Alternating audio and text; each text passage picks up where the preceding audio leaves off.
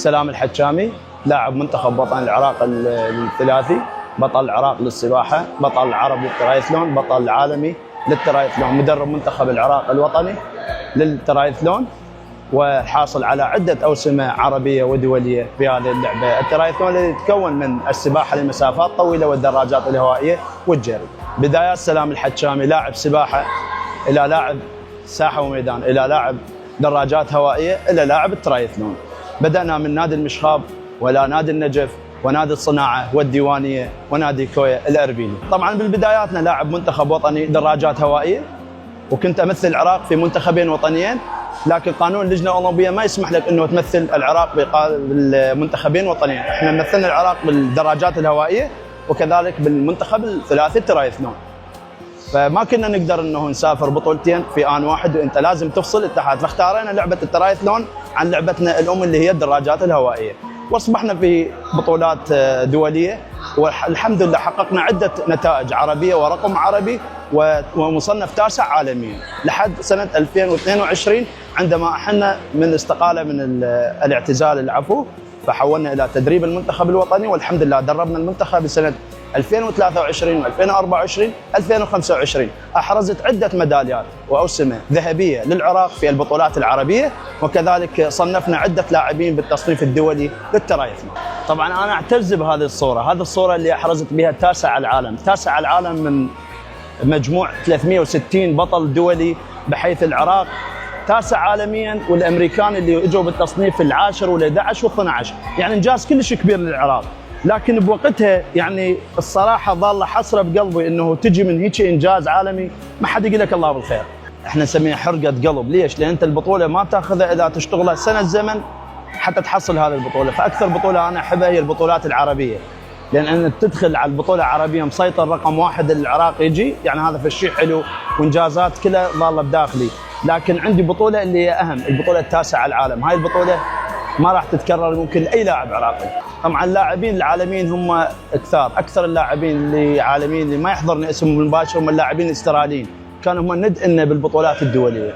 عربيا كثير من اللاعبين، اكثر اللاعبين المغاربه هم منافسين كانوا للعراق ودائما يتحدونا بالبطولات، والحمد لله والشكر كنت اكثر واحد يكسبهم، وكانوا ما يرتاحون لما احضر البطوله، لما يجي العراق يقول لك احضر العراق رقم واحد بالبطوله.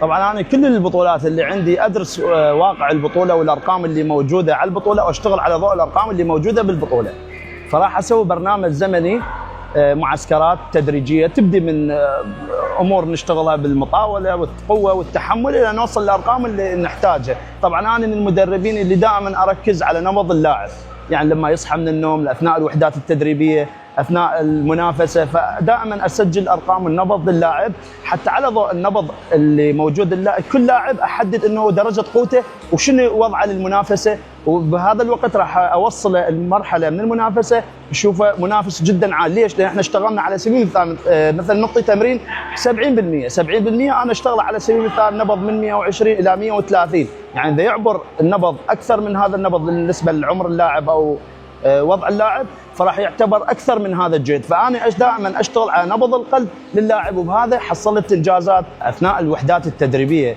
المسافات طويله، يعني نخلي بعض البروتينات الفيتامينات احنا معلبات موجوده بجيوبنا اثناء التمرين، مثلا بالدراجه بالجري ناخذها، اثناء السباحه بالبلم الزورق اللي يمشي اثناء المي هم عندنا بعض الاكل، حتى الامور الدبليو سي ما دبليو سي نكملها اثناء التدريب، احنا ننزل ونكمل هاي الامور.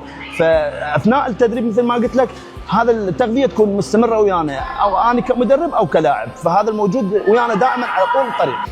طبعا الرياضه انطتني كل شيء، انطتني الخبره، انطتني الصبر، انطتني القوه، وانطتني معارف بكل الوطن العربي وبالعراق، بكل مكان الي ناسي والي اهلي، وكذلك انطتني موهبه انه خلتني شلون اصنع ابطال واجيال للمستقبل، مثل ما صنعت هاي الابطال وياي ورافقتني بالمنتخبات الوطنيه عند البطولات الخارجيه، ان شاء الله قادم انه اصنع ابطال جدد باذن الله تعالى. كان اعتزالي من اللعب هي سنه 2022 بالبطوله الدوليه اللي هي ابو ظبي اللي صنفت بها التاسع عالميا. طبعا عملي هو أنا اللي بديت به هو دورات تعليم السباحه، اسست اكاديميه من اكبر اكاديميات العراق اللي بها فرعين بمحافظه النجف الاشرف والديوانيه. اشتغلنا قبل الدورات التدريبيه هو لتاهيل الاصابات الرياضيه والانزلاق الغضروفي في النجف الاشرف. والحمد لله بدات هاي الظاهره باغلب المسابح بالنجف الاشرف من العمل اللي اشتغلته للاصابات. كذلك عملنا بمجال تعليم السباحه، فتحنا فرعين وحاليا عندنا فرعين بالعراق، ونطمح انه نفتح فروع اخرى بكل محافظه. راح يكون الاسم للاكاديميه السلام الحجامي لتعليم السباحه وتطوير مهارات الطفل وتعديل سلوكه اثناء تعليم السباحه. طبعا دعما من عندي لابطالنا في منتخبنا الوطني للثلاثي الترايثلون، عندي هديه وهديه كلش كبيره للي يكسر ارقامي ويكسر البطولات اللي احرزتها، راح تكون له هديه كلش كبيره.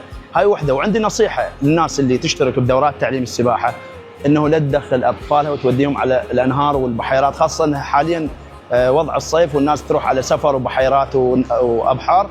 فاللي انصحه من عندكم انه تعلم ابنك سباحه ومتاكد من عنده يسبح يلا تدخله بالماء. ورغم هذا انا ما انصح بالانهار، لان الانهار سريانها جدا عالي وراح يسوي لنا كارثه مثل ما صارت بالمواقع التواصل هاي ابنيه الطفله اللي موجوده بشمالنا الحديد. فاللي نصيحه من عندكم من اخوكم، مو لان اعلام وشو وهذا الحكي، لا، البحر والنهر جدا خطر بالنسبه للاطفال، خلينا نتاكد منه يسبح يلا ناخذه حتى نحافظ على نفسنا وعلى اطفالنا.